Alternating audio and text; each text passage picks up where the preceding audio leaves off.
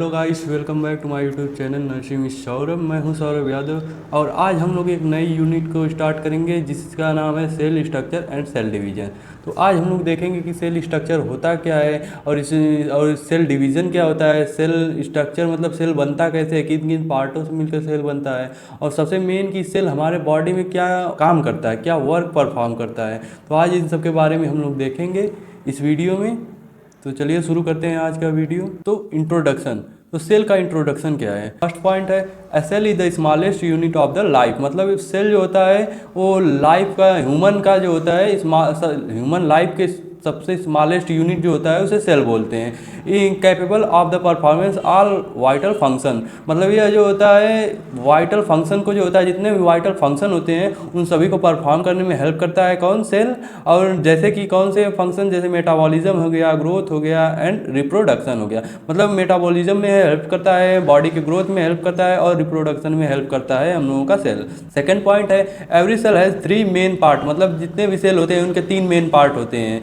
The cell membrane, पहला जो होता है वो सेल मेम्ब्रेन होता है जिसे हम लोग आउटर बाउंड्री बोलते हैं, मतलब सबसे बाहर की लेयर जो होती है वो होती है सेल मेम्ब्रेन। सेकेंड होता है साइटोप्लाज्म जिसे हम लोग फ्लूइड इनसाइड बोल सकते हैं। एंड न्यूक्लियस, न्यूक्लियस जो होता है वो कंट्रोल सेंटर होता है जो कि किसका, जेनेटिक मटेरियल का। तो जो ये सेल होता है वो 3 पार्ट में डिवाइड होता है। सबसे पहला पार्ट है सेल मेम्ब्रेन, सेकेंड पार्ट है साइटोप्लाज्म और थर्ड पार्ट है न्यूक्लियस। न्यूक्लियस जो होता है इसमें जेनेटिक मटेरियल जो होता है वो स्टोर रहता है जिसे हम लोग कंट्रोल सेंटर भी बोलते हैं। तो अगली पॉइंट है the cell membrane is selective permeable. Selective permeable का मतलब कि सेल जो होता है हम लोगों का सेलेक्टिव परमिएबल होता है, मतलब किसी भी चीज़ को डायरेक्ट अंदर हमारे बॉडी के अंदर जाने नहीं देता है। यह सेलेक्टिव चीज़ों को, सेलेक्टिव जो मिनरल्स होते हैं, जो विटामिन होते हैं सेलेक्टिव, उनको ही सिर्फ एंट्री देता है हमारे बॉडी में। Meaning it control what enter and leave the cell, मतलब यह जो होता है कंट्रोल करता है सेल के अंदर, जो सेल होती है उनके अंदर कंट्रोल करता है किसी भी मिनरल, प्रोटीन या विटामिन के अंदर आने को और जाने को। मतलब कौन से प्रोटीन, विटामिन, मिनरल्स या कौन सा सब्सटेंसेस हैं जो हमारे सेल के अंदर एंट्री ले या सेल से एग्जिट हो, इसको जो होता है हमारा सेल मेम्ब्रेन जो होता है ये कंट्रोल करता है। तो अगला पॉइंट है cell content organelles like mitochondria. मतलब सेल जो होता है कंटेंट होता है, मतलब कहाँ से प्रोड्यूस होता है सेल, तो यह जो होता है ऑर्गेनेल्स होता है जो कि माइटोकॉन्ड्रिया से जो होता है प्रोड्यूस होता है, इसका प्रोडक्शन होता है और ये एनर्जी प्रोडक्शन में भी हेल्प करती है। और राइबोसोम्स जो होता है, राइबोसोम क्या करता है, तो प्रोटीन का सिंथेसाइज करता है और वहीं पे इंडोप्लाज्मिक रेटिकुलम जो होता है वो ट्रांसपोर्ट सिस्टम में हेल्प करता है। मतलब किसी भी प्रोटीन, मिनरल्स या विटामिन को एक जगह बॉडी में एक जगह से दूसरी जगह ट्रांसपोर्ट करना हो तो उसमें हम लोगों का इंडोप्लाज्मिक रेटिकुलम जो होता है वो हेल्प करता है। अगली पॉइंट है cell division is the process by which the parent cell divided into new daughter cells. मतलब हम लोगों का जो सेल का डिवीजन होता है उसमें जो पेरेंट सेल होती है वो डिवाइड होकर न्यू डॉटर सेल में जो होती है कन्वर्ट होती है। और ये हेल्प किसमें करती है, मतलब इसेंशियल किस में होती है, हेल्प किस में करती है, तो ये ग्रोथ में, मतलब बॉडी के ग्रोथ में हेल्प करती है। या बॉडी में कोई भी टिश्यू रप्चर हो गया है, मतलब कि कोई भी टिश्यू डैमेज हो गया है तो उसके रिपेयरिंग में भी हेल्प करती है और साथ ही जो होता है हम लोगों के रिप्रोडक्शन में भी हेल्प करती है। अगला पॉइंट है देयर आर 2 मेन टाइप्स। मतलब हम लोगों का जो सेल होता है उसके 2 मेन टाइप्स होते हैं। पहला क्या होता है, पहला होता है माइटोसिस और दूसरा होता है मियोसिस। तो माइटोसिस क्या होता है, तो produces identical cell for growth and repairing. मतलब यह जो होता है हम लोगों का सेल जो होता है ग्रोथ में हेल्प करता है और रिपेयरिंग में हेल्प करता है। मतलब हम लोगों का बॉडी का जो ग्रोथ होता है उसमें हम लोगों का माइटोसिस हेल्प करता है और साथ ही साथ जो भी सेल या टिश्यू रप्चर हो गए हैं उन्हें रिपेयर करने में भी हेल्प करता है। और वहीं पे मियोसिस क्या होता है, तो produces reproductive cell with half the chromosome number. मतलब जो ये मियोसिस होता है इसमें हाफ होता है क्रोमोसोम का नंबर, मतलब इसमें क्रोमोसोम का नंबर हाफ होता है। जहाँ माइटोसिस में 2x अगर सेल है तो वहीं पे मियोसिस में जो होता है सिर्फ ओनली एक्स सेल प्रेजेंट होता है, क्योंकि यह जो होता है हाफ क्रोमोसोम नंबर इसका होता है। अगला पॉइंट है cell division help in growth of organism. मतलब सेल डिवीजन किस में हेल्प करता है, तो ये ग्रोथ, मतलब ऑर्गेनिज्म जो होता है उन लोगों के ग्रोथ में हेल्प करता है हम लोगों का सेल डिवीजन। अगर सेल डिवीजन ना हो तो ऑर्गेनिज्म जो होते हैं उनके ग्रोथ नहीं हो पाएगी, उनकी ग्रोथ रुक जाएगी। वहीं पे ये हीलिंग में हेल्प करता है डैमेज टिश्यू के, मतलब जो भी टिश्यू डैमेज हो गई हो, रप्चर हो गए हो, उन लोगों को हील करने में, यानी उन लोगों को फिर से ठीक करने में जो होता है हम सेल हेल्प करता है। And maintaining genetic continuity across generation. मतलब यह जो होता है एक जनरेशन से दूसरे जनरेशन में जो जेनेटिक फैक्टर ट्रांसफर होते हैं उन लोगों को भी बनाए रखने में हेल्प करता करता है। तो यहाँ पे सेल का स्ट्रक्चर दिया गया है, इसमें बताया गया है कि सेल कितने पार्ट में डिवाइड होते हैं और कैसे कैसे डिवाइड होते हैं। तो ये हम लोगों का सेल है। सेल जो होता है 2 पार्ट में डिवाइड होता है, पहला प्रोकैरियोटिक और दूसरा वहीं पे यूकैरियोटिक। अब वही प्रोकैरियोटिक सेल जो होता है ये भी 2 पार्ट में डिवाइड होता है, पहला पार्ट इसका है बैक्टीरिया, दूसरा पार्ट है आर्च बैक्टीरिया। और यूकैरियोटिक सेल जो होता है ये 4 पार्ट में डिवाइड होता है, पहला पार्ट है इसका प्रोटिस्टा, फिर वहीं पे फंगाई और एनिमल्स और प्लांट्स। मतलब ये जो होता है हम लोगों का सेल जो होता है वो 2 पार्ट में डिवाइड होता है, प्रोकैरियोटिक सेल और यूकैरियोटिक सेल। वहीं पे प्रोकैरियोटिक सेल 2 पार्ट में डिवाइड होता है, बैक्टीरिया और आर्क बैक्टीरिया। और यूकैरियोटिक सेल जो होता है वो 4 पॉइंट में डिवाइड होता है, 4 भागों में डिवाइड होता है, प्रोटिस्टा, फंगाई, प्लांट और एनिमल। मतलब ये जो होता है हम लोगों का सेल का डिवीज़न है। तो सेल इतने पार्ट में डिवाइड होते हैं। अब देखते हैं difference between prokaryotic and eukaryotic cell. मतलब क्या डिफरेंस होता है प्रोकैरियोटिक सेल में और यूकैरियोटिक सेल में, कैसे ये दोनों सेल आपस में एक दूसरे से डिफरेंट होते हैं। तो यहाँ पे सबसे पहले दिया गया फीचर्स, और उसके बाद सेकंड पॉइंट प्रोकैरियोट्स और थर्ड पॉइंट है यूकैरियोट्स। मतलब क्या कौन कौन से फीचर हैं जो प्रोकैरियोट और यूकैरियोट में प्रेजेंट होते हैं और अब्सेंट होते हैं, मतलब किससे डिफरेंस हो पाता है हम लोगों के प्रोकैरियोटिक और यूकैरियोटिक सेल्स में। तो सबसे पहले है न्यूक्लियस। तो न्यूक्लियस जो होता है वो प्रोकैरियोटिक सेल में जो होता है अब्सेंट होता है, और वहीं पे यूकैरियोटिक सेल में जो होता है न्यूक्लियस प्रेजेंट होता है। और मेम्ब्रेन बाउंड जो होता है वो जो होता है प्रोकैरियोट्स में जो होता है अब्सेंट होता है, और वहीं पे यूकैरियोट में जो होता है मेम्ब्रेन बाउंड प्रेजेंट होता है। और सेल साइज जो होता है तो ये प्रोकैरियोट्स में जो होता है स्मॉलर होता है, और यूकैरियोट्स में जो होता है लार्जर होता है। तो प्रोकैरियोट्स में कितना सेल की साइज होती है, तो 0.1 to 5 माइक्रोमीटर तक इसकी सेल की साइज होती है। और यूकैरियोट में कितनी होती है, तो यूकैरियोट्स में 10 से लेके 100 माइक्रोमीटर तक यह जो होती है लॉन्ग होती है। इसीलिए प्रोकैरियोट्स में सेल साइज छोटी होती है और यूकैरियोट्स में बड़ी होती है। अब सेल वॉल जो होता है, तो सेल वॉल प्रोकैरियोट्स में तो प्रेजेंट होता है, वहीं पे यूकैरियोट्स में भी यह प्रेजेंट होता है। तो प्रोकैरियोट्स में जो होता है पेप्टिडोग्लाइकेन होता है, और यूकैरियोट्स में जो होता है वो प्लांट में सेलुलोज होता है, और फंगाई में काइटिन होता है, और अब्सेंट ऑफ अदर एनिमल। मतलब यह जो होता है अदर एनिमल जो होता है उनमें अब्सेंट होता है सेल वॉल। अब सेल डिवीज़न, तो सेल डिवीज़न जो होता है हम लोगों का यूकैरियोट्स में जो होता है बाइनरी फिजन के द्वारा होती है, और वहीं पे यूकैरियोट्स में जो होता है माइटोसिस एंड मियोसिस के प्रोसेस के थ्रू जो होता है सेल का डिवीज़न होता है। तो यहाँ पे दिखाया गया है कि प्रोकैरियोट्स और यूकैरियोट्स में क्या क्या डिफरेंस है इन दोनों में। तो अब आगे देखते हैं हम लोग कि एनाटॉमिकल स्ट्रक्चर ऑफ सेल, मतलब सेल का एनाटॉमिकल स्ट्रक्चर कैसा है। तो during embryonic development the cell divide and multiply to form new cell tissue and organs. मतलब जो होता है हम लोगों का सेल जो होता है वो एम्ब्रियोनिक जब स्टेज में होता है तभी यह डेवलपमेंट करता है और डिवाइड होके मल्टीप्लाई करता है या डिवाइड होता है न्यू डॉटर सेल्स में, और यह न्यू सेल्स में, टिश्यू में और ऑर्गन्स में जो होता है डिवाइड हो जाता है। और यहीं पे अगर ये एडल्ट सेल हुआ, एडल्ट ऑर्गेनिज्म हुआ, तो इनमें जो होता है डिवाइड होने की कैपेबिलिटी नहीं रहती है, डिवाइड होने की क्षमता जो होती है वो नहीं रहती। ये डिसेबल हो जाते हैं डिवाइड करने में और रिप्रोडक्शन करने में। Microscopic anatomy is a visual colourful science. मतलब हम लोग जो अगर माइक्रोस्कोप से देखें सेल्स को तो यह विजुअल होता है, मतलब दिखाई देता है, और कलरफुल साइंस होता है। मतलब कलरफुल मतलब कई कलर से यह जो होता है कई कलर में होता है, इसलिए इसे हम लोग कलरफुल साइंस बोल सकते हैं। अगला पॉइंट है a cell consist of cell membrane. मतलब हम लोगों का जो सेल है वो कॉन्सिस्ट होता है कहाँ से, सेल मेम्ब्रेन से। और nucleus and cytoplasm with content cell organelles. मतलब न्यूक्लियस और साइटोप्लाज्म जो होते हैं कॉन्सेंट्स होते हैं कहाँ से, ऑर्गेनेल्स में। To carry out all metabolic function. मतलब और ये लोग कैरी कर, या जितने भी ऑर्गेनेल्स है या जितने सेल मेम्ब्रेन है ये किसके फंक्शन को परफॉर्म करते हैं, तो मेटाबॉलिक फंक्शन जो होता है इसे कैरी करते हैं और परफॉर्म करने में हेल्प करते हैं। तो अगला पॉइंट है यहाँ पे ये जो जितने भी दिए गए पॉइंट ये सब जो होता है हमारे सेल के पार्ट होते हैं। तो सबसे पहला पार्ट है सेल मेम्ब्रेन, जिसे हम लोग प्लाज्मा मेम्ब्रेन के नाम से भी जानते हैं। सेकेंड पार्ट है न्यूक्लियस, थर्ड पार्ट है साइटोप्लाज्म, और फोर्थ पार्ट है न्यूक्लियर मेम्ब्रेन, और अगला माइटोकॉन्ड्रिया, फिर इंडोप्लाज्मिक रेटिकुलम जिसे हम लोग ER भी बोल सकते हैं, और राइबोसोम्स होता है, गोल्गी अपैरेंस होता है, लाइसोसोम्स होता है, वैक्यूल्स होता है, और सेल वॉल्स होता है। सेल वॉल जो होता है इन प्लांट सेल ऑनली, मतलब यह सेल वॉल जो होता है बस प्लांट सेल में प्रेजेंट होता है, एनिमल सेल में प्रेजेंट नहीं होता है। तो जितने भी पॉइंट हैं ये सब सेल के पार्ट हैं, सेल में ये सब भी पार्ट जो होते हैं प्रेजेंट होते हैं। तो सेल मेम्ब्रेन क्या होता है, तो सेल मेम्ब्रेन क्या होता है इसके बारे में पॉइंट बाय पॉइंट देखते हैं। तो फर्स्ट पॉइंट है cell membrane also known as plasma membrane, मतलब सेल मेम्ब्रेन को प्लाज्मा मेम्ब्रेन के नाम से भी जाना जाता है। Is the outer covering of the cell, और यह जो होता है सेल के आउटर कवरिंग होता है। सेल मेम्ब्रेन सेल का सबसे आउटर कवरिंग होती है। अगला पॉइंट है the membrane isolate the individual cell and take part in the maintaining of the internal environment by active transport of iron and nutrient, मतलब हम लोगों का जो सेल मेम्ब्रेन होता है आइसोलेट होता है, और ये individual cell take part of the maintenance, मतलब यह जो होता है अंदर के पार्ट जो होता है इंडिविजुअल सेल का जो पार्ट होता है उसको मेंटेन करने में हेल्प करता है, और इंटरनल इन्वायरमेंट जो होता है उसकी एक्टिविटी उसका और उसमें जो ट्रांसपोर्टेशन होता है आयरन और न्यूट्रिएंट का, उन सबको कंट्रोल करने में हेल्प करता है हम लोगों का सेल मेम्ब्रेन।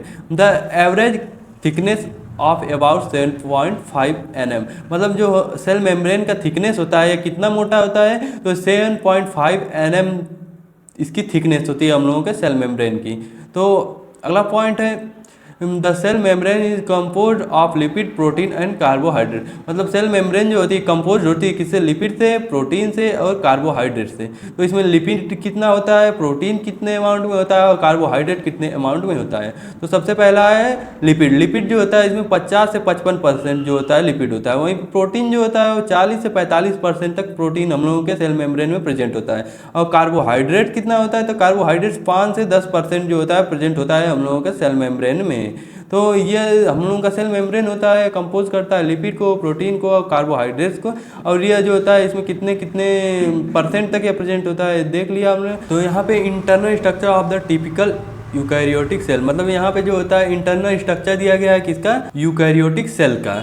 तो एनिमल सेल का स्ट्रक्चर है, तो इसमें देखिए इसमें क्या क्या प्रेजेंट होता है। तो यही स्ट्रक्चर है, यहाँ पे सबसे सेंटर में हम लोगों का न्यूक्लियोलस प्रेजेंट होता है, और उसके बाहर जो होता है ये छोटा सा पार्ट जो होता है जो होल टाइप स्ट्रक्चर है वो न्यूक्लियर पोर है, मतलब ये पोर लाइक स्ट्रक्चर है, तो इसे हम लोग न्यूक्लियर पोर बोलते हैं। और वहीं पे ये जो आउटर उसका मेम्ब्रेन है, ये जो आउटर सरफेस है उसे हम लोग न्यूक्लियोप्लाज्म बोलते हैं, और उसके जस्ट बाहर हम लोगों का यहाँ पे न्यूक्लियर इन्वेलप प्रेजेंट होता है। और इन सभी पार्ट को अगर मिला दें तो इन सभी पार्ट को मिलकर हम लोगों का न्यूक्लियस जो होता है बनता है, मतलब इन सभी पार्ट को ये जो 4 पार्ट दिए गए हैं इन सबको मिला के हम लोगों का न्यूक्लियस बनता है। तो अब यहाँ पे देखिए नीचे ही यहाँ पे रफ एंडोप्लाज्मिक रेटिकुलम प्रेजेंट होता है, और यहाँ पे ये जो ब्लू स्ट्रक्चर है ये माइटोकॉन्ड्रिया प्रेजेंट है, और यहाँ पे ये साइटोप्लाज्म है, यहाँ पे सेक्रेटरी वेसिकल्स प्रेजेंट होते हैं ये, और यहीं पे इसके जस्ट बगल में जो होता है गोल्गी अपैरेटस प्रेजेंट होता है,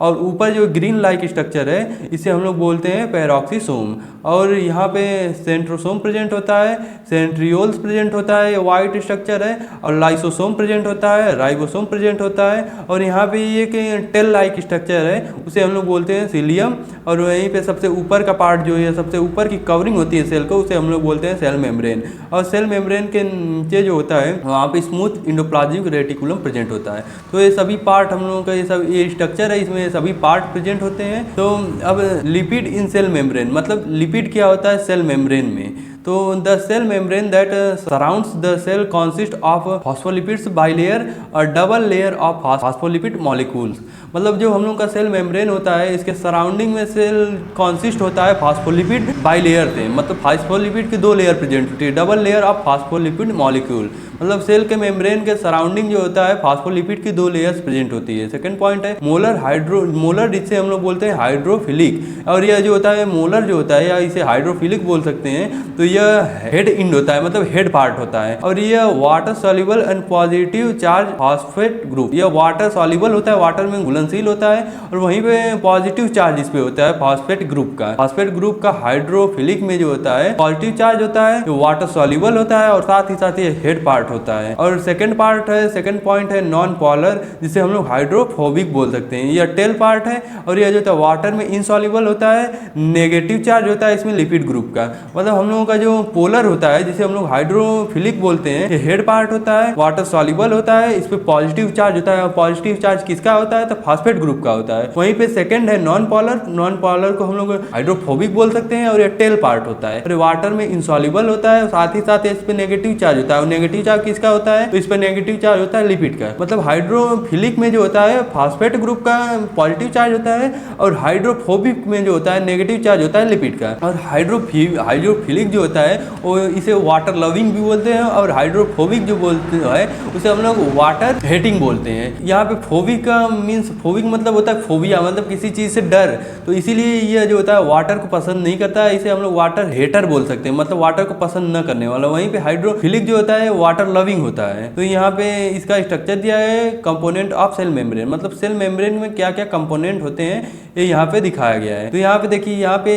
ये जो ऊपर का पार्ट है इसे हम लोग बोलते हैं फॉस्फोलिपिड और वहीं पे ये जो ब्लू पार्ट है इसे हम लोग बोलते हैं इंटीग्रल प्रोटीन। और यहाँ पे बीच में जो ग्रीन पार्ट है इसे हम लोग कोलेस्ट्रॉल बोलते हैं। यहाँ पे कोलेस्ट्रॉल प्रेजेंट होता है। और यहाँ पे देखिए, यहाँ पे गुलाबी कलर से दिया गया है, पिंक कलर से दिया गया है, जिसे हम लोग बोलते हैं ग्लाइकोप्रोटीन। और यहाँ पे एक स्ट्रक्चर दिया गया है, थिन स्ट्रक्चर दिया गया है, इसे हम लोग बोलते हैं फैटी एसिड टेल। मतलब यह फैटी एसिड का बना हुआ होता है जिसे हम लोग हाइड्रोफोबिक बोल सकते हैं। हाइड्रोफोबिक मतलब मैंने क्या कहा? Water hater. और वहीं पे ऊपर देखिए, ऊपर ये जो दिया गया है एक स्ट्रक्चर, इसे हम लोग बोलते हैं पेरिफेरल प्रोटीन। और वहीं पे ग्रीन लाइक स्ट्रक्चर दिया गया, हल्का ग्रीन है, इसे हम लोग बोलते हैं ग्लाइकोलिपिड। और यहाँ पे अब ये पूरा स्ट्रक्चर जो मिला के इसे हम लोग बोलते हैं लिपिड बाई लेयर, मतलब ये जो लिपिड के 2 लेयर से मिलकर प्रोटेक्ट होता है।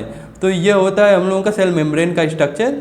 तो अब देखते हैं फंक्शन ऑफ लिपिड लेयर, मतलब लिपिड लेयर जो होते हैं उसके क्या क्या फंक्शंस होते हैं। तो सबसे पहला फंक्शन है form the basic structure of the membrane, मतलब यह जो मेम्ब्रेन होता है उसका बेसिक स्ट्रक्चर को फॉर्म करने में हेल्प करता है lipid layer. The lipid layer create a flexible and stable boundary that separated the cell from it external environment. मतलब लिपिड जो होता है ये क्रिएट करता है और फ्लेक्सिबल बनाता है, किसको? स्टेबल करता है बाउंड्री को, किसके? सेल के बाउंड्री को लिपिड जो होता है वो क्रिएट करता है, उसे फ्लेक्सिबल बनाता है और वहीं पे स्टेबल बनाता है सेल की बाउंड्री को। और वहीं से और उसे सेपरेट करता है सेल में एक्सटर्नल इन्वायरमेंट को, मतलब सेल के एक्सटर्नल इन्वायरमेंट जो होता है उसे सेपरेट करने में भी हेल्प करता है। और दूसरा है सेलेक्टिव परमिएबल, मतलब यह जो होता है लिपिड जो होता है सेलेक्टिव परमिएबल होता है। यह जो होता है किसी भी चीज को डायरेक्ट हम लोगों के सेल में इंटर करने नहीं देता है, यह सेलेक्टिव चीजों को ही हमारे सेल में जो होता है इंटर करवाता है। और मेंटेन सेल इंटीग्रिटी, मतलब यह सेल के इंटीग्रिटी को जो होता है मेंटेन करने में भी हेल्प करता है लिपिड। अब आगे देखिए फ्लूइडिटी एंड फ्लेक्सिबिलिटी। यह जो होता है सेल जो होता है उसमें लिपिड का क्या काम होता है? तो लिपिड से provide fluid nature to the membrane, मतलब यह जो होता है हम लोगों के सेल में जो होता है फ्लूइडली नेचर, मतलब फ्लूइड प्रोवाइड करता है हमारे सेल मेम्ब्रेन में, allowing in to change shape which in important for processes like endocytosis and exocytosis. मतलब यह जो होता है हमारे सेल में फ्लूइड नेचर प्रोवाइड करता है जिससे फ्लूइड बना रहता है। और यह जो होता है शेप को जो होता है अलाउ करता है चेंज करने में, मतलब शेप चेंज हो सके इसके लिए अलाउ करता है हम लोगों का लिपिड। और यह जो होता है इंपॉर्टेंट प्रोसेस होता है किसके लिए? इंडोसाइटोसिस के लिए और एक्सोसाइटोसिस के लिए। अब अगला पॉइंट है barrier to water soluble substances, मतलब लिपिड जो होता है वाटर सबस्टांसेस के लिए जो होता है, वाटर सॉल्युबल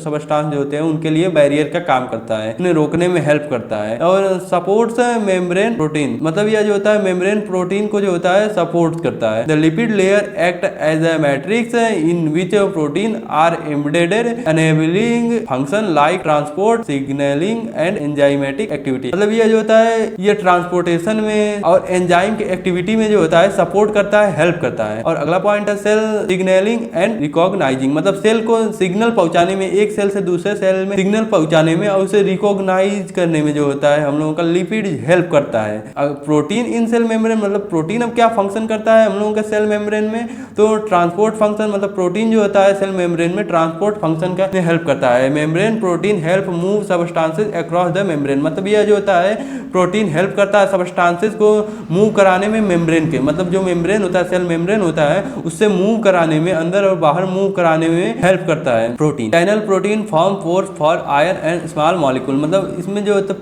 कई प्रोटीन चैनल के फॉर्म में होते हैं जो कि पोर्स के थ्रू जो होता है आयन को और स्मॉल मॉलिक्यूल को जो होता है हमारे सेल में इंटर करवाने में हेल्प करता है। Carry protein bind and transportation specific substances, मतलब ये स्पेसिफिक सबस्टांस जो होते हैं उसके ट्रांसपोर्टेशन में भी हेल्प करता है। अगला पॉइंट है रिसेप्टर्स फॉर सिग्नलिंग, मतलब यह जो होता है प्रोटीन होता है वो सिग्नल का रिसेप्टर में हेल्प करता है। मतलब एक सिग्नल को एक सेल से दूसरे सेल में पहुंचाने के लिए जो रिसेप्टर होते हैं उनके कॉन्स्ट्रिक्शन में हेल्प करता है। मतलब रिसेप्टर्स जो होता है ये बनाता है जिससे कि सेल में जो होता है ट्रांसपोर्टेशन हो पाए सिग्नल्स का, और एक सिग्नल जो होता है एक सेल से दूसरे सेल तक पहुंच सके। अब इंजाइमेटिक एक्टिविटी, मतलब एंजाइम जो होती हैं जो एक्टिविटी परफॉर्म करती है उन्हें भी हम लोगों का सेल मेम्ब्रेन हेल्प करता है। तो अब आगे सेल रिकॉग्नाइजेशन, मतलब सेल जो प्रोटीन होता है वो क्या करता है, सेल के रिकॉग्नाइजेशन में हेल्प करता है। मतलब कार्बोहाइड्रेट चेंज होता है जिसे हम लोग ग्लाइकोप्रोटीन बोलते हैं, वो हेल्प करता है सेल रिकॉग्नाइजिंग ईच अदर, मतलब ईच अदर मतलब आगे ट्रांसपोर्टेशन में हेल्प करता है। इंपॉर्टेंस इन इम्यून रिस्पॉन्स, मतलब इम्यून रिस्पॉन्स क्या होता है कि जो हम लोगों का इम्यूनिटी सिस्टम होता है उसे मेंटेन करने में हेल्प करता है। अब सेल अडेंशन में भी हेल्प करता है और साथ ही साथ जो होता है स्ट्रक्चर सपोर्ट करता है, मतलब जो हम लोगों का सेल का स्ट्रक्चर होता है उसे बनाए रखने में भी हेल्प करता है प्रोटीन। अब अगला पॉइंट है कार्बोहाइड्रेट्स इन सेल मेम्ब्रेन, मतलब कार्बोहाइड्रेट जो होता है उसका सेल मेम्ब्रेन में क्या काम होता है, क्या रोल प्ले होता है। तो ये लोकेशन इन द मेम्ब्रेन, मतलब ये लोकेशन में हेल्प करता है मेम्ब्रेन के। जैसे carbohydrates are present only one on outer surface of the cell membrane attach the protein और लिपिड, मतलब कार्बोहाइड्रेट जो होता है प्रेजेंट होता है आउटर सरफेस पे सेल मेम्ब्रेन के और अटैच होता है प्रोटीन और लिपिड से। और फॉर्म ऑफ कार्बोहाइड्रेट, मतलब यह कार्बोहाइड्रेट जो होता है ये फॉर्म करता है किसका, ग्लाइकोप्रोटीन का और ग्लाइकोलिपिड्स का। तो glycoprotein carbohydrate attach to protein, मतलब कार्बोहाइड्रेट जो होता है प्रोटीन से अटैच होता है और साथ साथ कार्बोहाइड्रेट जो होता है लिपिड से अटैच होता है। अब अगला पॉइंट है सेल रिकॉग्नाइजेशन, मतलब सेल के रिकॉग्नाइजेशन में भी हेल्प करता है कार्बोहाइड्रेट। तो अगला पॉइंट है सेल कम्युनिकेशन, मतलब एक सेल दूसरे सेल से कैसे कम्युनिकेशन कर पाती है, कैसे सिग्नल एक सेल से दूसरे सेल में ट्रांसपोर्ट कर पाती है, इसमें भी हम लोगों का कार्बोहाइड्रेट हेल्प करता है। और साथ ही साथ प्रोटेक्शन में भी हेल्प करता है कार्बोहाइड्रेट, जिसे हम लोग बोलते हैं ग्लाइकोकैलिक्स, इसमें हेल्प करता है। और सेल एडेशन में भी हेल्प करता है और रिसेप्टर फंक्शन, मतलब रिसेप्टर में भी हेल्प करता है। किसी सिग्नल को एक जगह से दूसरे जगह पहुंचाने में जो रिसेप्टर हेल्प करते हैं उसमें भी हम लोगों का कार्बोहाइड्रेट हेल्प करता है। अब आगे देख ले न्यूक्लियस क्या होता है। और न्यूक्लियस जो होता है हम लोगों का सेल का मेन पार्ट होता है। तो the nucleus is a membrane bound organelles present in eukaryotic cells, मतलब न्यूक्लियस जो होता है मेम्ब्रेन बाउंड ऑर्गेनेल्स होता है जो कि प्रेजेंट होता है यूकैरियोटिक सेल्स में। तो it act as the control centre of the cell, यह जो होता है कंट्रोल सेंटर होता है किस चीज का, सेल का। तो जो हम लोगों का सेल होता है उसका न्यूक्लियस कंट्रोल सेंटर होता है।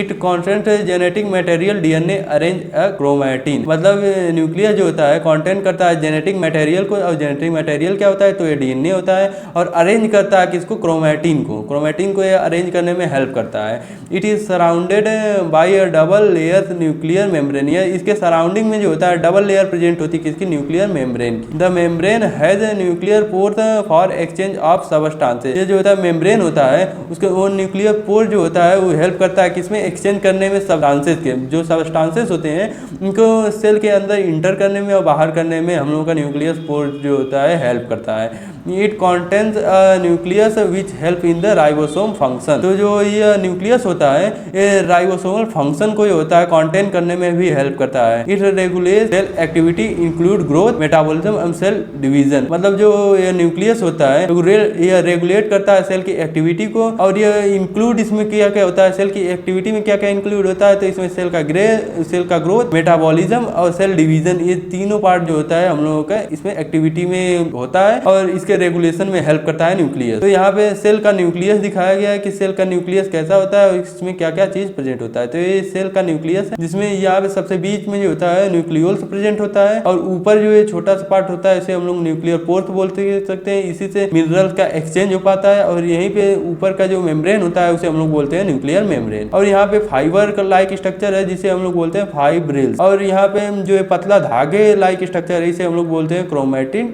डिफ्यूज। और यहाँ पे कैरियोप्लाज्म होता है और उसके बगल में जो येलो कलर का स्ट्रक्चर दिख रहा है जिसे हम लोग बोलते हैं ग्रेन्यूल्स। और यहाँ पे यह भी इसी तरह का स्ट्रक्चर है, बस इसका कलर चेंज है, इसे हम लोग बोलते हैं क्रोमैटिन कंडेंसन। यह न्यूक्लियस का स्ट्रक्चर है, इसमें सभी पार्ट जो होते हैं प्रेजेंट होते हैं न्यूक्लियस में। तो फंक्शन क्या होता है सेल मेम्ब्रेन का, चलिए यह देखते हैं कि क्या क्या फंक्शन परफॉर्म करता है सेल मेम्ब्रेन। तो ये प्रोटेक्टिव बाउंड्री, मतलब बाउंड्री को जो होती है, सेल की बाउंड्री को जो होती है कवर करती है, प्रोटेक्ट करती है, क्योंकि हम लोगों का सेल मेम्ब्रेन जो होता है सबसे आउटर कवरिंग होती है। और वहीं पे सेलेक्टिव परमिएबिलिटी, मतलब ये सेलेक्टिव परमिएबिलिटी को अलाउ करती है, मतलब सभी चीज़ों को हम लोगों के सेल में एंटर नहीं करने देती है। कुछ सेलेक्टिव चीज़ जो होती है उन्हीं सबको हमारे सेल में एंटर करने में हेल्प करवाता है सेल मेम्ब्रेन।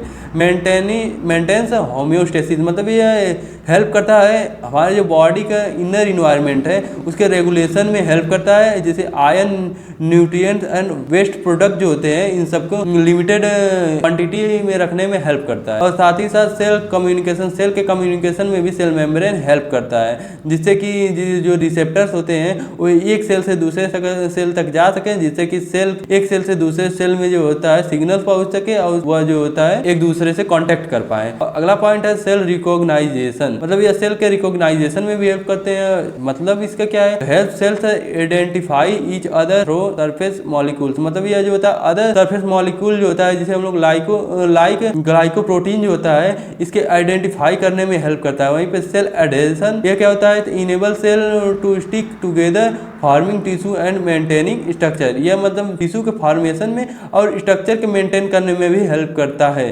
और साथ ही यह support and shape work with the cytoskeleton to maintain the shape and stability of the cell, यह जो होता है साइटोस्केलेटन जो होता है उसको मेंटेन करने में हेल्प करता है, उसे सपोर्ट प्रोवाइड करता है। और साथ ही यह जो होता है सेल का शेप होता है उसे मेंटेन करने में हेल्प करता है। तो यह इसका फंक्शन है। अब न्यूक्लियोप्लाज्म क्या होता है, तो nucleoplasm is the semi fluid, मतलब यह जो होता है एक सेमी फ्लूइड होता है न्यूक्लियोप्लाज्म, और जेली लाइक सबस्टांस, मतलब जेली की तरह यह होता है और प्रेजेंट इनसाइड द न्यूक्लियस, मतलब न्यूक्लियस के अंदर प्रेजेंट होता है हम लोग का न्यूक्लियोप्लाज्म। और इसका लोकेशन क्या होता है, तो न्यूक्लियोप्लाज्म का जो लोकेशन होता है यह जो होता है fill the space between the nuclear membrane and the nuclear component, मतलब यह न्यूक्लियर मेम्ब्रेन और न्यूक्लियर कंपोनेंट में जो होता है प्रेजेंट होता है, इन दोनों के बिटवीन, मतलब बीच में जो होता है जो स्पेस होता है वहां पे प्रेजेंट होता है हम लोग का न्यूक्लियोप्लाज्म। अब इसमें कौन कौन से कंपोजिशन होते हैं, तो इसमें वाटर इंक्लूड होता है, एंजाइम्स इंक्लूड होते हैं, न्यूक्लियोटाइड्स इंक्लूड होते हैं, प्रोटीन इंक्लूड होते हैं और आयंस इंक्लूड होते हैं। मतलब वाटर, एंजाइम, न्यूक्लियोटाइड, प्रोटीन और आयन से मिलकर जो होता है न्यूक्लियोप्लाज्म बना हुआ होता है। तो सस्पेंड न्यूक्लियर कंपोनेंट, तो सस्पेंड न्यूक्लियर कंपोनेंट क्या होता है, तो it hold structure like chromatin and the nucleus in place, तो इसमें जो होता है यह होल्ड स्ट्रक्चर होता है किसका, क्रोमेटिन का, जो कि न्यूक्लियस में जो होता है प्लेस होता है, मतलब न्यूक्लियस में यह प्रेजेंट होता है और यह होल्ड स्ट्रक्चर होता है क्रोमेटिन का। तो अगला पॉइंट चलिए देखते हैं साइटोप्लाज्म में क्या होता है, तो cytoplasm is the jelly like semi fluid substances present inside the cell, मतलब साइटोप्लाज्म जो होता है ये भी जेली लाइक स्ट्रक्चर होता है और यह भी सेमी फ्लूइड होता है और यह प्रेजेंट होता है सेल मेम्ब्रेन में। तो सेल मेम्ब्रेन के अंदर जो होता है साइटोप्लाज्म प्रेजेंट होता है। इसका लोकेशन क्या होता है, तो it fills the space between the cell membrane and the nucleus, मतलब कि यह सेल मेम्ब्रेन और न्यूक्लियस के जो बीच में जो स्पेस होता है वहां पे प्रेजेंट होता है साइटोप्लाज्म। कंपोजिशन इसमें क्या होते हैं, तो इसमें वाटर होता है, सॉल्ट होता है, प्रोटीन होता है, एंजाइम होता है एंड वेरियस सेल ऑर्गेनेल्स जो होते हैं सब मिलके ये सब प्रेजेंट होते हैं साइटोप्लाज्म में। साइट ऑफ मेटाबॉलिक रिएक्शन, मतलब कौन से साइट पे इसका मेटाबॉलिक रिएक्शन होता है, तो many important chemical reaction of the cell such as glycolysis occur in the cytoplasm, मतलब इसमें जो होता है केमिकल रिएक्शन होता है, कौन सा केमिकल रिएक्शन होता है सेल में, तो ये होता है ग्लाइकोलाइसिस। और ये कहाँ पे होता है यह रिएक्शन, तो ये होता है साइटोप्लाज्म में, मतलब हम लोगों का साइटोप्लाज्म में जो होता है केमिकल रिएक्शन होता है ग्लाइकोलाइसिस, और यह रिएक्शन जो होता है सेल में होता है और साइटोप्लाज्म में होता है। अब आगे देखिए अगला पॉइंट क्या है, तो अगला पॉइंट है सेंट्रोसोम। तो सेंट्रोसोम क्या होता है, तो centrosome is the small organelles found near the nucleus in animal cell that organised microtubules, मतलब जो सेंट्रोसोम होता है वो स्मॉल ऑर्गेनेल्स होता है जो कि फाउंड होता है नियरली कहाँ पे, न्यूक्लियस में एनिमल सेल के, और ये ऑर्गेनेल माइक्रोट्यूब्यूल्स होते हैं। तो यहाँ पे जो होता है साइटोसोम का स्ट्रक्चर दिया गया है कि यह जो होता है हम लोगों का न्यूक्लियस है, न्यूक्लियस में यहाँ पे साइटोसोम प्रेजेंट होते हैं, तो इन लोगों को बड़ा स्ट्रक्चर करके दिखाया गया है यहाँ पे, यह दोनों साइटोसोम के स्ट्रक्चर हैं, ऐसे साइटोसोम होते हैं। तो अब अगला पॉइंट देखते हैं, इंडोप्लाज्मिक रेटिकुलम। तो इंडोप्लाज्मिक रेटिकुलम होता क्या है? तो endoplasmic reticulum is interconnecting membrane. मतलब इंडोप्लाज्मिक रेटिकुलम जो होता है वो इंटरकनेक्टिंग मेम्ब्रेन होता है, मतलब मेम्ब्रेन से जो होता है इंटरकनेक्ट करता है, सिस्टम ये होता है interconnecting membrane system in the cytoplasm, जो कि साइटोप्लाज्म में होता है, in continuity with the nucleus connecting through nuclear pore. यह जो होता है कंटिन्यूटी करता है किसका? न्यूक्लियस को कनेक्ट करता है किससे? न्यूक्लियर पोर से। It is of two types, मतलब ये टू टाइप्स में के होते हैं हम लोगों के इंडोप्लाज्मिक रेटिकुलम। पहला है रफ इंडोप्लाज्मिक रेटिकुलम और दूसरा है स्मूथ इंडोप्लाज्मिक रेटिकुलम। तो अब रफ इंडोप्लाज्मिक रेटिकुलम क्या होता है और स्मूथ इंडोप्लाज्मिक रेटिकुलम क्या होता है? रफ इंडोप्लाज्मिक रेटिकुलम, जिसे हम लोग RER बोल सकते हैं, is a network of membrane bound. मतलब ये नेटवर्क होता है किसका? मेम्ब्रेन बाउंड ट्यूबुल्स का। तो and sacs that has ribosomes attach to its surface, जो कि राइबोसोम के सरफेस से अटैच होता है, यह रफ इंडोप्लाज्मिक रेटिकुलम। वहीं पे स्मूथ इंडोप्लाज्मिक रेटिकुलम क्या होता है? तो स्मूथ इंडोप्लाज्मिक रेटिकुलम, जिसे हम लोग SER के नाम से जानते हैं या SER बोल सकते हैं, यह नेटवर्क होता है मेम्ब्रेन बाउंड ट्यूबुल्स का, दैट लैक्स राइबोसोम और इट्स सरफेस। मतलब यह राइबोसोम के सरफेस पे प्रेजेंट होता है हम लोगों का स्मूथ इंडोप्लाज्मिक रेटिकुलम। तो हम लोगों का इंडोप्लाज्मिक रेटिकुलम दो टाइप के होते हैं, पहला होता है रफ एंडोप्लाज्मिक रेटिकुलम और दूसरा होता है स्मूथ एंडोप्लाज्मिक रेटिकुलम। तो अब चलिए यहाँ पे इंडोप्लाज्मिक रेटिकुलम का स्ट्रक्चर दिया गया है, इसे देख लीजिए। यहाँ पे कौन कौन से चीज प्रेजेंट होते हैं। तो यहाँ पे पोर्स जो प्रेजेंट होते हैं उन्हें हम लोग बोलते हैं न्यूक्लियर पोर, और वहीं पे जो सबसे ऊपर का पार्ट होता है उसे हम लोग बोलते हैं न्यूक्लियर इन्वेलप। और स्मूथ इंडोप्लाज्मिक रेटिकुलम यहाँ पे प्रेजेंट होता है, और यहीं पे नीचे जो ये उभरा हुआ पार्ट है जिसे हम लोग बोलते हैं राइबोसोम, और यहाँ पे नीचे रफ इंडोप्लाज्मिक रेटिकुलम प्रेजेंट होता है, और इसके जो ऊपर का सरफेस होता है जिसे हम लोग बोलते हैं सिस्टर्नेट, और यहाँ पे इसके बीच का जो खाली पार्ट दिख रहा है उसे हम लोग बोलते हैं सिस्टर्नल स्पेस। तो इतने पार्ट प्रेजेंट होते हैं हम लोग के इंडोप्लाज्मिक रेटिकुलम में, और यह इंडोप्लाज्मिक रेटिकुलम का स्ट्रक्चर दिया गया है। तो अब माइटोकॉन्ड्रिया क्या होता है? तो माइटोकॉन्ड्रिया जो होता है, mitochondria are double membrane bound organelles known as the power house of the cell. मतलब माइटोकॉन्ड्रिया जो होता है वो डबल बाउंड मेम्ब्रेन के डबल बाउंड स्ट्रक्चर का ऑर्गेनेल्स होता है,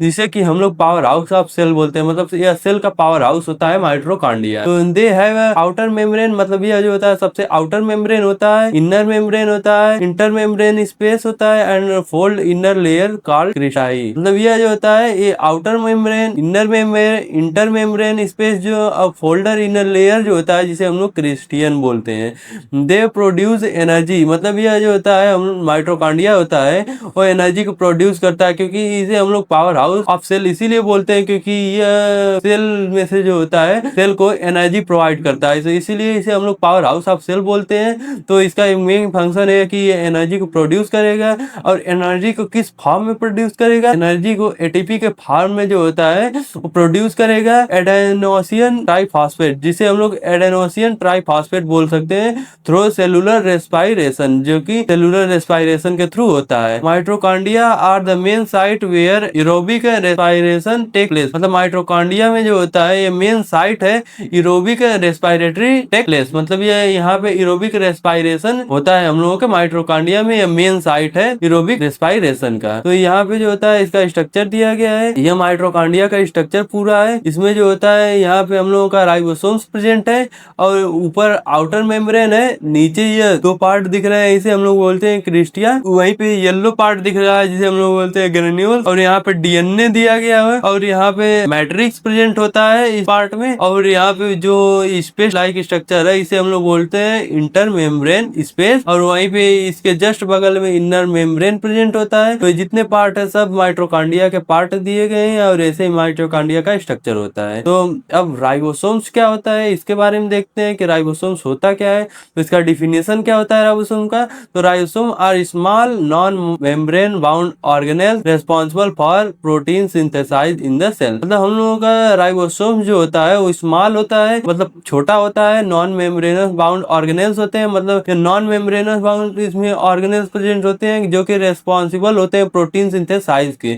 अब यह प्रोटीन सिंथेसाइज कहाँ होता है? तो इस सेल में होता है। अब राइबोसोम का स्ट्रक्चर कैसा होता है? They are made of ribosome are mRNA जिसे हम लोग rRNA बोल सकते हैं। मतलब यह जो होता है स्ट्रक्चर इसका कैसा होता है, तो राइबोसोम के RNA से बना होता है जिसे हम लोग rRNA बोल सकते हैं। And protein and consist of 2 सब यूनिट्स जिसे हम लोग लार्ज एंड स्मॉल बोल सकते हैं। मतलब यह प्रोटीन को कॉन्सिस्ट करता है और ये इसमें 2 सब यूनिट्स होते हैं, एक लार्ज होता है और दूसरा स्मॉल होता है। अब इसका लोकेशन क्या है, तो they are found freely in the cytoplasm और attach to the rough endoplasmic reticulum. यह जो होता है फाउंड फ्रीली होता है, मतलब ये फ्री स्ट्रक्चर होता है जो कि साइटोप्लाज्म में या रफ एंडोप्लाज्मिक रेटिकुलम में जो होता है अटैच होता है राइबोसोम। अब इसका फंक्शन क्या होता है, तो ये प्रोटीन सिंथेसाइज में हेल्प करता है। Ribosome assemble amino acid to form protein based on instruction from mRNA। तो राइबोसोम जो होता है प्रोटीन के सिंथेसाइज में हेल्प करता है और यह जो होता है इंस्ट्रक्शन फ्रॉम mRNA, मतलब mRNA को जो होता है उसे इंस्ट्रक्शन भी देने में हेल्प करता है राइबोसोम। तो इसके टाइप कौन कौन से होते हैं, तो दे आर 2 टाइप्स, इसके 2 टाइप होते हैं। 70S जिसे हम लोग बोलते हैं प्रोकैरियोटिक सेल एंड 80S जिसे हम लोग बोलते हैं यूकैरियोटिक सेल। तो रोल इन सेल एक्टिविटी, मतलब सेल की एक्टिविटी में इसका क्या रोल होता है, तो they produce enzyme and structure protein needed for sale functions. मतलब यह जो होता है इसका रोल क्या होता है, तो ये प्रोड्यूस करता है एंजाइम को और स्ट्रक्चर प्रोटीन के नीड को जो होता है और सेल के फंक्शन में हेल्प करता है। तो ये स्ट्रक्चर है राइबोसोम्स का। तो यहाँ पे देखिए इस एक साइड दिया गया है राइबोसोम लार्ज सब यूनिट और वहीं पे ऊपर ये बीच में एक स्ट्रक्चर है जो इन दोनों को 2 पार्ट में डिवाइड करता है, इसे हम लोग बोलते हैं एमिनो एसिड। और यह जो होता है ये एमिनो एसिड का जो पॉलीमर होता है इसे हम लोग बोलते हैं ग्रोइंग पॉलीपेप्टाइड चेन। और यहीं पे यहाँ पे tRNA प्रेजेंट होता है और दूसरे साइड में mRNA प्रेजेंट होता है और नीचे का पार्ट जो होता है उसे हम लोग बोलते हैं राइबोसोम स्मॉल सब यूनिट्स। तो यह जो होता है हम लोगों के राइबोसोम का स्ट्रक्चर होता है। तो अब देखते हैं पेरोक्सिसोम क्या होता है। तो पेरोक्सिसोम और स्मॉल, मतलब पेरोक्सिसोम जो होता है वो स्मॉल होता है, मेम्ब्रेन बाउंड ऑर्गेनेल्स होता है that contain enzyme for metabolic reaction, जो कि कंटेन करता है एंजाइम के मेटाबॉलिक रिएक्शन को। मतलब हम लोगों का पेरोक्सिसोम जो होता है वो स्मॉल होता है और मेम्ब्रेन बाउंड ऑर्गेनेल्स होता है और साथ ही साथ ये कंटेन करता है एंजाइम के मेटाबॉलिक रिएक्शन को। तो पेरोक्सिसोम के बारे में अगला पॉइंट देखते हैं। तो they are single membrane organelles fill with oxidative enzyme. यह जो होता है सिंगल मेम्ब्रेन होता है, ऑर्गेनेल्स होता है जो कि फिल करता है ऑक्सीडेटिव एंजाइम को। अगला पॉइंट है found in the cytoplasm of most eukaryotic cell. मतलब यह जो होता है फाउंड करता है साइटोप्लाज्म के मोस्ट यूकैरियोटिक सेल को और specially liver and kidney cell. जब और स्पेशली ये किसको करता है, तो लीवर को और किडनी के सेल को जो होता है साइटोप्लाज्म करता है यूकैरियोटिक सेल में। सेल डिवीजन क्या होता है, तो cell division is the biological process in which parent cell divide to form 2 or more daughter cells. मतलब जो सेल डिवीजन होता है इसमें ये बायोलॉजिकल प्रोसेस है। सेल डिवीजन एक बायोलॉजिकल प्रोसेस है जिनमें कि पेरेंट सेल जो होते हैं वो डिवाइड होते हैं डॉटर सेल में। और डॉटर सेल कितने हो सकते हैं, तो वो 2 हो सकते हैं या 2 से ज्यादा डॉटर सेल होते हैं जिनमें कि पेरेंट सेल डिवाइड होते हैं। Allowing growth, repairing and reproduction in living organism. मतलब ये अलाउ करते हैं, मतलब परमिशन देते हैं कि जिससे कि हमारे बॉडी में ग्रोथ हो सके, बॉडी का प्रॉपर ग्रोथ हो सके। उसमें अगर कोई भी रप्चर हुआ हो टिश्यू में तो वह जो होता है उसकी रिपेयरिंग हो सके और साथ ही साथ रिप्रोडक्शन की प्रोसेस हो सके किसमें, लिविंग ऑर्गेनिज्म में, मतलब जीवित प्राणियों में जो ये प्रोसेस हो सके। अब अगला पॉइंट है cell division is the process by which parent cell split into daughter cell. मतलब सेल डिवीजन जो होता है वो प्रोसेस होता है पेरेंट सेल में जो कि स्प्लिट मतलब डिवाइड होके डॉटर सेल में कन्वर्ट होती है। मतलब पेरेंट सेल टूट के डॉटर सेल में कन्वर्ट हो जाती है। यही एक प्रोसेस है सेल डिवीजन का। तो अगला पॉइंट है it is essential for growth of organism. मतलब ये एसेंशियल, मतलब यह जरूरी प्रोसेस है किसके लिए, ग्रोथ के लिए, ऑर्गेनिज्म के। मतलब जितने भी ऑर्गेनिज्म होते हैं उनमें सेल डिवीजन एक इंपॉर्टेंट रोल प्ले करता है, एक इंपॉर्टेंट प्रोसेस होता है उसके ग्रोथ के लिए। अगर सेल डिवाइड ना हो, सेल का डिवीजन ना हो तो ह्यूमन के प्रॉपर ग्रोथ नहीं हो सकती है। तो अगला पॉइंट है it help is repair and replacement of damage cell. ये हेल्प करती है रिपेयर करने में और रिप्लेसमेंट करने में किसके, डैमेज सेल के। मतलब जो भी सेल टिश्यू डैमेज हो जाते हैं उन्हें रिपेयर करने में हेल्प करती है, और जो सेल जो होती है एकदम पूरी खराब हो जाती है उसे रिप्लेसमेंट मतलब उसे बदलने में भी हेल्प करती है हम लोगों का सेल डिवीजन। अगला पॉइंट है it is necessary for reproduction and unicellular organism. यह नेसेसरी होती है रिप्रोडक्शन में यूनिसेलुलर ऑर्गेनिज्म के। तो यह जो होता है यूनिसेलुलर ऑर्गेनिज्म जो होते हैं उनके रिप्रोडक्शन में नेसेसरी होती है। अगला पॉइंट है these are two main types, मतलब सेल डिवीजन के दो मेन टाइप्स होते हैं, पहला है माइटोसिस और दूसरा है मियोसिस। मतलब सेल में जो होता है दो टाइप से डिवीजन होता है, सेल का दो डिवीजन होता है, पहला माइटोसिस होता है और दूसरा मियोसिस होता है। तो in mitosis two identical daughter cell are formed, मतलब जो माइटोसिस की प्रोसेस होती है इसमें पेरेंट सेल डिवाइड हो जाती है टू डॉटर सेल में, मतलब दो डॉटर सेल में जो होती है पेरेंट सेल डिवाइड हो जाती है माइटोसिस के प्रोसेस में। और in meiosis four cell which half and chromosome number and form for reproduction, मतलब मियोसिस का जो प्रोसेस होता है इसमें जो होता है फोर सेल डिवाइड होते हैं, फोर सेल जो होता है डिवाइड होते हैं हाफ क्रोमोसोम में, मतलब हाफ इनमें क्रोमोसोम का नंबर जो होता है हाफ हो जाता है जो कि रिप्रोडक्शन में हेल्प करती है। तो हम लोगों का सेल जो होता है वो दो पार्ट में डिवाइड होता है, पहला माइटोसिस दूसरा मियोसिस। माइटोसिस में यह जाता है दो डॉटर सेल में डिवाइड होते हैं और मियोसिस में हाफ क्रोमोसोम नंबर इसका हो जाता है सेल डिवीजन में। तो अब इन सबके बारे में डिटेल में देखेंगे, चलिए आगे देखते हैं। It can be broadly divided into two events, मतलब यह ब्रॉडली डिवाइड हो जाता है दो पार्ट में, पहला होता है ग्रोथिंग फेज या ग्रोथ फेज, दूसरा होता है माइटोसिस फेज। तो यह दोनों फेज क्या होते हैं, तो सबसे पहले देखिए ग्रोथिंग फेज। तो the growth phase is form divide as G1S and G2 phase, मतलब जो ग्रोथ फेज होता है वो फर्दर डिवाइड हो जाता है किसमें, G1S और G2 फेज में, इन फेज में जो होता है डिवाइड हो जाता है। तो ये G1 फेज क्या होता है और G2 फेज क्या होता है, तो इसके बारे में चलिए देखते हैं। तो G1 phase it begin with the birth of the cell right after previous mitosis and before the start of DNA replication, मतलब G1 जो फेज होता है यह सेल जो होता है माइटोसिस की जो प्रोसेस होती है उसमें होता है, और यह जो होता है DNA के रिप्लिकेशन में हेल्प करता है G1। अब यस फेज क्या होता है, तो it is the one in which centrioles and DNA replication, मतलब यह सेंट्रियोल और DNA के रिप्लिकेशन में हेल्प करता है H2।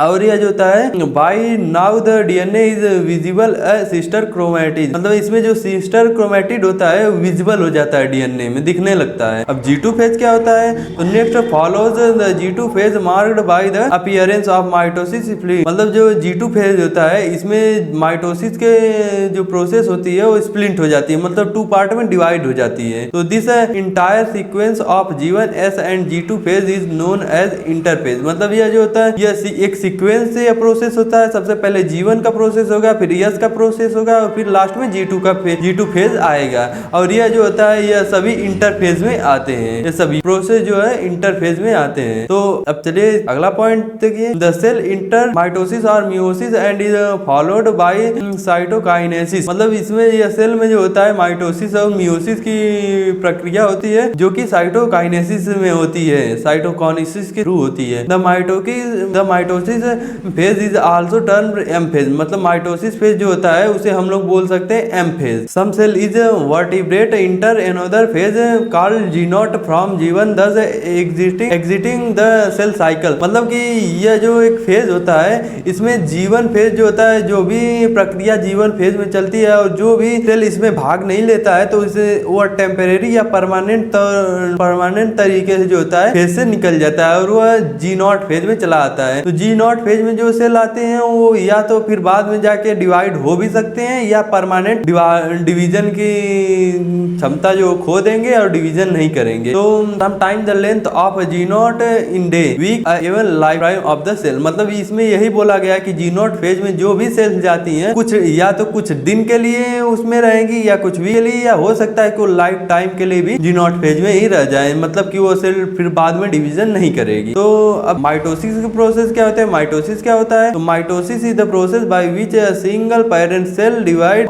To form two individual daughter cell, मतलब माइटोसिस के प्रोसेस में जो होता है पेरेंट सेल जो होता है डिवाइड होता है टू डॉटर सेल में, मतलब इसमें जो पेरेंट सेल होता है दो डॉटर सेल में डिवाइड हो जाता है, each having the same genetic material DNA, मतलब और इसका जो जेनेटिक मटेरियल होता है वो सेम होता है DNA का माइटोसिस के प्रोसेस में। It is is important for growth, repairing and asexual reproduction. यह जो होता है ग्रोथ में, रिपेयरिंग में और असेक्सुअल रिप्रोडक्शन में भी हेल्प करता है हमारा माइटोसिस। तो mitosis is divided into following phase, मतलब जो माइटोसिस की प्रोसेस होती है वो डिवाइड हो जाती है फॉलोइंग फेज में, मतलब कई फेजों में। सबसे पहला फेज है उसका नाम प्रोफेज, फिर मेटाफेज, फिर एनाफेज और लास्ट में आता है टीलोफेज। तो ये 4 फेज में जो होता है हम लोगों के माइटोसिस की प्रोसेस प्रक्रिया जो होती है डिवाइड हो जाती है। तो सबसे पहले देखिए कि प्रोफेज क्या होता है। प्रोफेज क्या होता है, तो प्रोफेज से सबसे पहले, प्रोफेज से भी ऊपर आता है इंटरफेज। इंटरफेज को हम लोग ग्रोथ फेज बोल सकते हैं, ग्रोथ फेज भी बोल सकते हैं। तो it is called mark the cell preparation to individual into two, मतलब जो हम लोगों का इंटरफेज होता है जिसे हम लोग ग्रोथिंग फेज बोलते हैं, इसमें सेल जो होते हैं प्रिपेयर होती है, मतलब तैयार होती है डिवीजन के लिए 2 पार्ट में। तो डीएनए एंड सेंट्रोसोम्स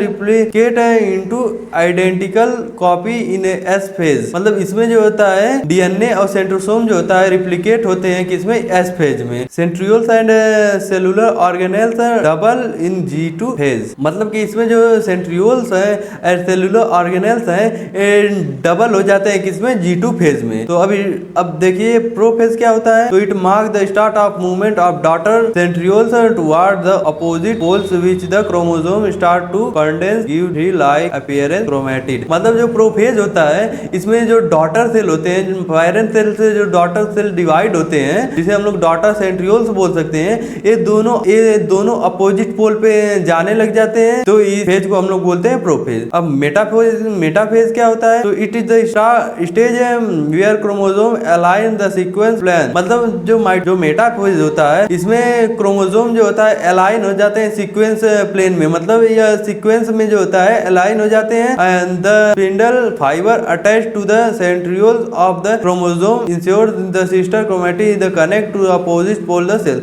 इसमें जो स्पिंडल फाइबर होता है वो सेंट्रोमियर से अटैच हो जाता है और साथ ही जाके अपोजिट पोल से जो होता है अटैच हो जाते हैं। तो अब एनाफेज क्या होता है। तो एनाफेज में it is marked by the formation of 2 distinct pole by the 2 pair of centrioles and separated of sister chromatid align opposite each other in metaphase, मतलब जो एनाफेज जो होता है यह मेटाफेज के बाद एनाफेज आता है। एनाफेज में क्या होता है, जो भी सिस्टर क्रोमैटिड जो होते हैं वो अपोजिट पोल पे चले गए होते हैं, वो अपोजिट पोल पे क्लियर दिखने लग जाते हैं और यह एक सीक्वेंस में आ जाते हैं पूरी तरह से। तो अब आगे देखिए लास्ट में टीलोफेज क्या होता है। तो mark the end of mitosis of M phase, मतलब टीलोफेज जो होता है मार्क करता है माइटोसिस को, जिसे हम लोग बोलते हैं M phase. The nuclear membrane of each new daughter cell, इसमें जो होता है अब ये प्रोसेस लास्ट प्रोसेस होता है, इसके बाद न्यू डॉटर सेल जो होती है बनती है, start to found around the chromatid at the 2 poles near centrosomes, मतलब इसमें जो होता है न्यू डॉटर सेल जो होता है बनना स्टार्ट हो जाते हैं। Chromatid start to condense into chromosomes where the spindle microtubule have start to depolarise and disable, इसमें जो होता है स्प्लिंडर माइक्रोट्यूब्यूल जो होता है, स्प्लिंडर माइक्रोट्यूब्यूल जो होता है वो डाइपोलराइज और डिसअपीयर होना स्टार्ट हो जाता है। तो यह चारों प्रोसेस थी। अब इसके बाद यहाँ पे इसका ओवरव्यू दिखाया गया है इस स्ट्रक्चर में। तो चलिए देखते हैं ओवरव्यू क्या होता है माइटोसिस का। तो यहाँ पे सबसे पहले होता है इंटरफेज, मतलब सबसे पहले इंटरफेज आता है। इंटरफेज में यहाँ पे ये एकदम गुच्छे की तरह होता है, फाइबर इसका जो होता है एकदम गुच्छे में की तरह होता है। और वहीं पे ईयरली प्रोफेज, मतलब प्रोफेज जब शुरू होता है उस टाइम पे यह एक सीक्वेंस में धीरे धीरे आने लगते हैं। और यहीं पे लेट प्रोफेज, मतलब जब प्रोफेज स्टार्ट हो जाता है, प्रोफेज की प्रक्रिया स्टार्ट हो जाती है, तो उसमें यह जो होता है अपोजिट पोल पे जाने लग जाते हैं। और उसके बाद जब मेटा फेज स्टार्ट हो जाता है तो ये अपोजिट फेज से सब एक सीक्वेंस में एक लाइन में आ जाते हैं। वहीं पे जब एना फेज स्टार्ट होता है तो यह एक लाइन से भी 2 पार्ट में डिवाइड होके फिर से 2 अपोजिट पोल पे जाने लगते हैं। और लास्ट में जब टीलो फेज आता है तो यहाँ पे फिर से यह जो होता है पहले के प्रोसेस में पहले की जो कंडीशन थी उस फेज में यह आने लग जाते हैं और यह फिर से वापस से गुच्छे में बनने लग जाते हैं। यहीं पे सेल डिवीजन हो जाता है और इसके बाद ये वापस से पहले वाले सीक्वेंस से पहले वाले फॉर्म में आ जाते हैं अपने। Meiosis is a type of cell division that produce 4 non identicals, मतलब मियोसिस जो होता है मियोसिस जो होता है ये टाइप होता है सेल डिवीजन का। और इसमें 4 नॉन आइडेंटिकल जो होता है इसमें डिवाइड हो पाता है, इतने प्रोडक्ट बनाता है जो कि जेनेटिकली डिफरेंट होते हैं। और इसे हम लोग हेप्लॉइड सेल भी बोल सकते हैं। From one diploid parent cell, जो कि एक डिप्लॉयड पेरेंट सेल से जो होते हैं मिलके बने हुए होते हैं। और यह जो होता है इसेंशियल होता है किसके, सेक्सुअल रिप्रोडक्शन के लिए, और फॉर्म गैमेट्स, मतलब यह जो होता है गैमेट्स का फॉर्म करते हैं, मतलब स्पर्म एंड एग जो होता है उसका फॉर्मेशन करते हैं। तो टू मेन डिवीजन होता है, पहला होता है मियोसिस फर्स्ट, और मियोसिस फर्स्ट में क्या होता है, तो इसमें रिडक्शन डिवीजन होता है, मतलब कि होमोलॉगस क्रोमोसोम सेपरेट, मतलब इसमें होमोलॉगस जो क्रोमोसोम होते हैं वो सेपरेट हो जाते हैं, और साथ ही साथ इसके chromosome number reduce from diploid to haploid, मतलब इसमें की क्रोमोसोम नंबर जो होता है रिड्यूस होता है, मतलब कि यह डिप्लॉयड से हेप्लॉयड सेल में कन्वर्ट हो जाते हैं। अब इसमें कई स्टेज होते हैं, तो सबसे पहला स्टेज है प्रोफेज फर्स्ट। प्रोफेज फर्स्ट में क्या होता है, तो होमोलॉगस क्रोमोसोम पेयर अप, मतलब इसमें होमोलॉगस क्रोमोसोम जो होता है वो पेयर हो जाता है, जिससे कि हम लोग बोलते हैं साइनेप्सिस। साइनेप्सिस में क्या होता है, होमोलॉगस क्रोमोसोम जो होता है वो पेयर हो जाता है। अब दूसरा क्या होता है, क्रॉसिंग ओवर अकर, मतलब इसमें जो होता है इन लोगों का क्रॉसिंग हो जाता है, एक्सचेंज ऑफ जेनेटिक मटेरियल, मतलब इसमें की जो होता है जेनेटिक मटेरियल जो होता है उसका एक्सचेंज होता है, इसलिए हम लोग इसको क्रॉसिंग ओवर बोलते हैं, क्योंकि इसमें क्रॉस होता है, जेनेटिक मटेरियल जो होता है उसका एक्सचेंज होता है। अब सेकेंड फेज क्या है, तो इसे मेटाफेज फर्स्ट है। तो इसमें क्या होता है, तो homologous chromosome pair align at the centre, इसमें जो होमोलॉगस क्रोमोसोम होता है और अलाइन हो जाता है कहाँ पे, सेंटर में। तो यह जो होता है इसमें सेंटर में जो होता है होमोलॉगस क्रोमोसोम आ जाता है। अब एनाफेज फर्स्ट क्या होता है, तो एनाफेज फर्स्ट में जो होता है homologous chromosome move to opposite pole, इसमें होमोलॉगस क्रोमोसोम जो होता है वो अपोजिट पोल में मूव हो जाता है। और लास्ट में आता है टीलोफेज फर्स्ट। टीलोफेज फर्स्ट में क्या होता है, टीलो या two haploid cell are formed, मतलब यह टू हेप्लॉइड सेल में जो होता है डिवाइड हो जाते हैं। मियोसिस सेकेंड, अब इसका दूसरा प्रोसेस जो होता है शुरू होता है मियोसिस सेकेंड का।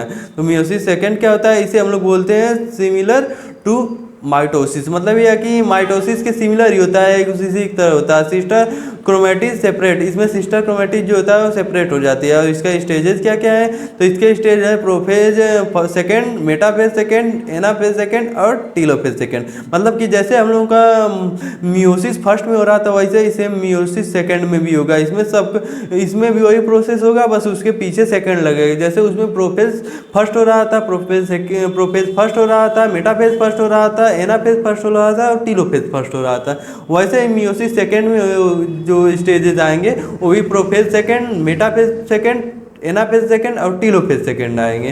तो इसमें तो ये जो होता है फाइनल रिजल्ट इसका 4 हेप्लॉइड डॉटर सेल होते हैं, मतलब कि इसका फाइनल रिजल्ट जो होता है इसमें 4 हेप्लॉइड डॉटर सेल जो होते हैं कन्वर्ट होते हैं, कि जो कि जेनेटिकली डिफरेंट होते हैं। तो यह जो होता है हम लोगों का पूरा मियोसिस और माइटोसिस का जो होता है प्रोसेस होता है। तो अब इसका डायग्राम देखिए, डायग्राम इसका कैसा है, तो यहाँ पे ऊपर जो है माइटोसिस फर्स्ट दिया गया है, उसके नीचे माइटोसिस सेकेंड दिया गया है, ये दोनों प्रोसेस। माइटोसिस फर्स्ट में देखिए prophase first, metaphase first, anaphase first और लास्ट में टीलोफेज फर्स्ट होता है। वहीं पे माइटोसिस सेकेंड में जो होता है prophase second, metaphase second, anaphase second और लास्ट में टीलोफेज सेकेंड होता है। तो यहाँ पे पहले मियोसिस फर्स्ट चलता आता है और वहीं से कन्वर्ट होके मियोसिस जो होता है सेकेंड स्टार्ट हो जाता है। तो यह पूरा जो होता है मियोसिस फर्स्ट और मियोसिस सेकेंड का डायग्राम दिया गया है। तो अब आगे देखते हैं मेम्ब्रेन ट्रांसपोर्ट मैकेनिज्म, मतलब मेम्ब्रेन ट्रांसपोर्ट मैकेनिज्म क्या होता है। तो इसका डिफिनीशन देखते हैं। Membrane transport mechanism are process by which substances move across the cell membrane into and out of the cell. मतलब मेम्ब्रेन ट्रांसपोर्ट मैकेनिज्म जो होता है वो सेल मेम्ब्रेन के अंदर से कोई भी सबस्टांसेस जो है उसे अंदर से बाहर मूवमेंट करवाने में हेल्प करता है। इसका मेन काम होता है ट्रांसपोर्टेशन का। ये सबस्टांस जो होता है उनको मूव करवाता है अक्रॉस सेल मेम्ब्रेन से। तो आउटर साइड या इनर साइड, अगर इसे आउटर कुछ सेल से आउट करना हो तो उसमें मेम्ब्रेन ट्रांसपोर्ट मैकेनिज्म का हेल्प की जरूरत पड़ती है। टाइप ऑफ ट्रांसपोर्ट, मतलब टाइप ऑफ ट्रांसपोर्ट क्या क्या है, तो they are mainly of 3 type, मतलब इसके 3 टाइप्स होते हैं। पहला है पैसिव ट्रांसपोर्ट, दूसरा है एक्टिव ट्रांसपोर्ट और थर्ड में है वेसिकुलर ट्रांसपोर्ट। मतलब जो मेम्ब्रेन ट्रांसपोर्ट मैकेनिज्म है इसके 3 टाइप है, पैसिव ट्रांसपोर्ट, एक्टिव ट्रांसपोर्ट और वेसिकुलर ट्रांसपोर्ट। तो ये पैसिव ट्रांसपोर्ट क्या होता है, एक्टिव ट्रांसपोर्ट क्या होता है और लास्ट में जो होता है वेसिकुलर ट्रांसपोर्ट क्या होता है। तो चलिए देखते हैं। सबसे पहले है पैसिव ट्रांसपोर्ट। तो movement of substances from high to lower concentration without using energy ATP. मतलब पैसिव ट्रांसपोर्ट में क्या होता है, इसमें मूवमेंट होता है सबस्टांसेस के कहाँ से हाई पार्शियल प्रेशर से या हाई कंसंट्रेशन से लोअर कंसंट्रेशन तक। तो और इसमें एनर्जी की यूज नहीं होती विथाउट यूजिंग एनर्जी, मतलब इसमें जो एनर्जी होती है एटीपी फॉर्म में उसका यूज नहीं होता है। तो ये इसका एग्जांपल है डिफ्यूजन एंड ऑस्मोसिस, मतलब डिफ्यूजन और ऑस्मोसिस के प्रोसेस में जो होता है एनर्जी की यूज नहीं होती है और इसमें यह जो हाई कंसंट्रेशन से लोअर कंसंट्रेशन की तरफ सब्सटेंसेस का मूवमेंट होता है। अब दूसरा देखिए एक्टिव ट्रांसपोर्ट। तो एक्टिव ट्रांसपोर्ट क्या होता है, तो movement of substances from low to high concentration using energy ATP, मतलब इसमें एक्टिव ट्रांसपोर्ट में क्या होता है, तो इसमें जो सब्सटेंसेस होते हैं उसका मूवमेंट होता है लोअर कंसंट्रेशन से हायर कंसंट्रेशन की तरफ। तो जब लोअर कंसंट्रेशन से हायर कंसंट्रेशन की तरफ मूवमेंट होगा